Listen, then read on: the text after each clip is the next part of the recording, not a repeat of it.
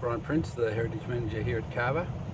Here at Kingston and Arthurs Vale Historic Area, which people probably know is World Heritage listed as one of the 11 convict sites that make up the Australian Convict Sites World Heritage Property. It's also on the National Heritage List. This is a really important part of KAVHA, we call it for short.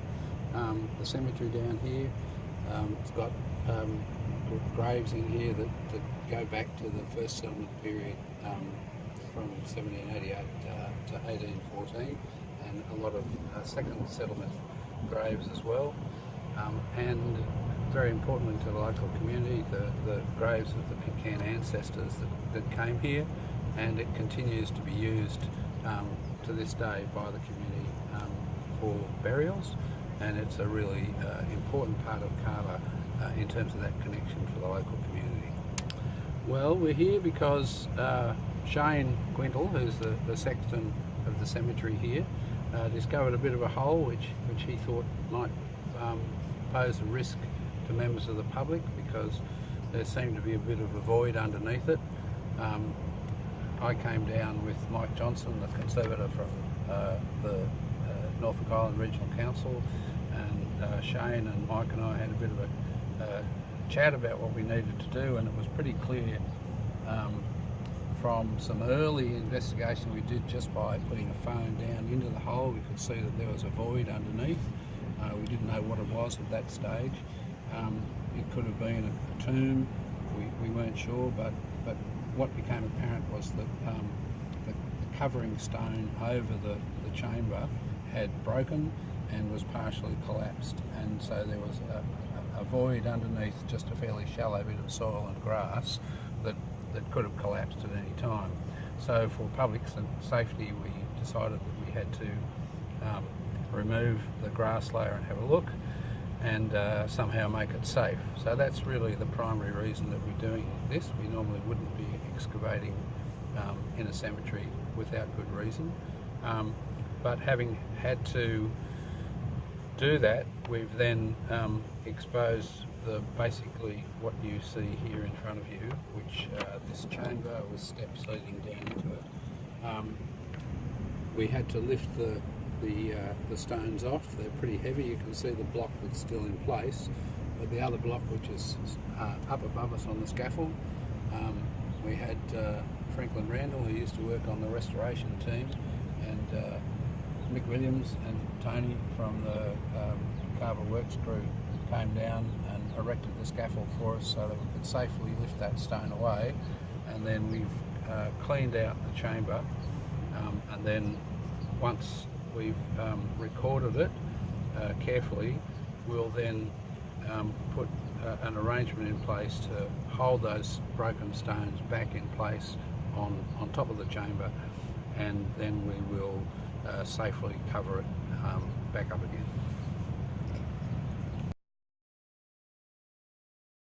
Well, it's interesting because we were quite unsure about what it was initially. We could see that there were steps going down into it at one end, and we could see that it appeared to be blocked at the other. We weren't sure of its relationship to a tomb which is just immediately behind it, between here and the ocean. And that's the tomb of Susanna Perry, who died in 1841, just shortly after giving birth to a daughter, and sadly the daughter died some 6 months later. Now her husband William Perry was the Honourable William Perry, who I've been advised was a fairly wealthy and influential member of British society. Quite an elaborate tomb here. We're just not sure the relationship between the two structures at this time.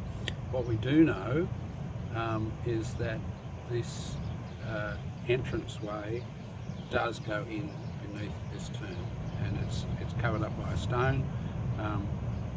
It's not a burial itself, but it's a passageway, quite a shallow passageway leading in below the tomb here. And you know, it's quite an extraordinary piece of work.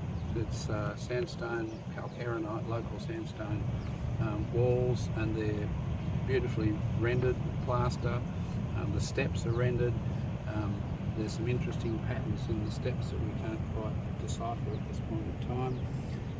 The whole thing's been a lot of work and quite an imposing structure for a simple entranceway to the tomb. So the exact relationship between these two features we can't say at this stage. There's a stone blocking the entrance to the tomb. We may just move that aside slightly in order to see the relationship between the structures a bit better, but we don't want to go into the tomb itself. We'd prefer to just leave the remains that may be in there, and leave them where they are, and we don't intend to disturb the tomb at all. Look, that's a hard question to answer. Shane's been working here for many years, and he has not come across anything like this, which doesn't mean that something like this may not be here. I've been in contact with the people at Port Arthur, the conservation team down there, and they haven't had anything like this on the Isle of the Dead, which is their cemetery for the Port Arthur penal settlement. I'm not sure. Having underground tombs with sort of entranceway steps down into them is not uncommon in other parts of the world.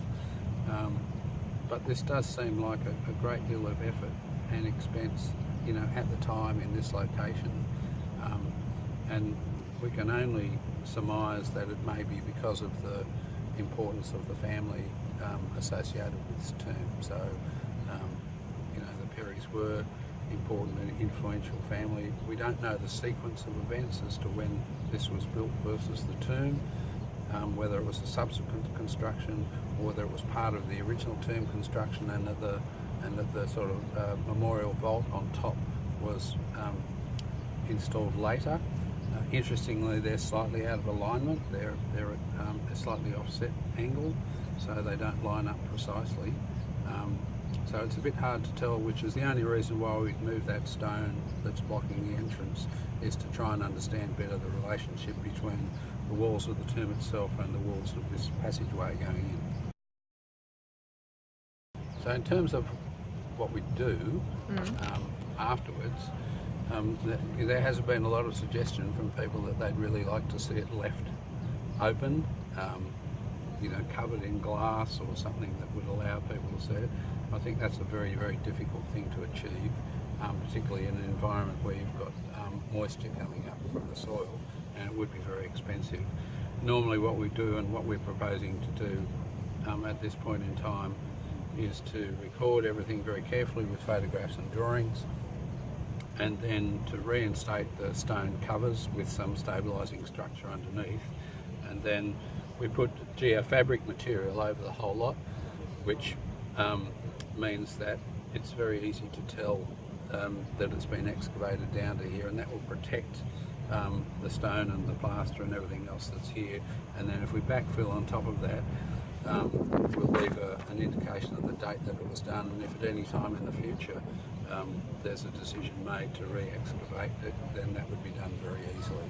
But the safest thing in order to protect it, and most importantly for public safety in the immediate and longer term at the moment, is to put it all back in place and cover it up. There's two possible. Either it was part of the original construction, and that was the entranceway to put the deceased in through that entrance into the tomb, or it seems unlikely, but the alternative possibility is that was a subsequent entrance after the tomb had already been built, to perhaps inter another body. And the situation with this particular tomb is that Susanna Perry died in August 1841, shortly after giving birth to her child, and the child only survived her by 6 months and died in January 1842. So a possibility is that this was a secondary entrance to the tomb to insert the child, but we don't know the timing of the construction of the original tomb, or the construction of the monument on top, or the construction of this particular feature at this point in time. It's quite intriguing to see that there's actually an arched entrance behind that stone wall, and you can see that someone's actually marked an arch pattern into the plaster above that entrance, which, you know, could indicate that this is a secondary construction, but until we clean up a bit more and look at the relationship between that wall of the tomb and these walls, we won't understand I guess the history of the development of two structures. We were talking the other day about a few of these altars that have had the lids lifted off them due to the iron expansion in the structure and it cracking the stone. Yes. And the inside those, they hadn't found any remains in the top. No, the remains are below them. Yeah. But this one, Susanna Perry's, hasn't actually been opened itself, hasn't it? Not that I'm aware of. But if it's the same as the others that have been opened, then the actual burial chamber is in the ground below that. Okay. Well, thank you so much for doing this interview pleasure. with me. It was really interesting. Okay. All right.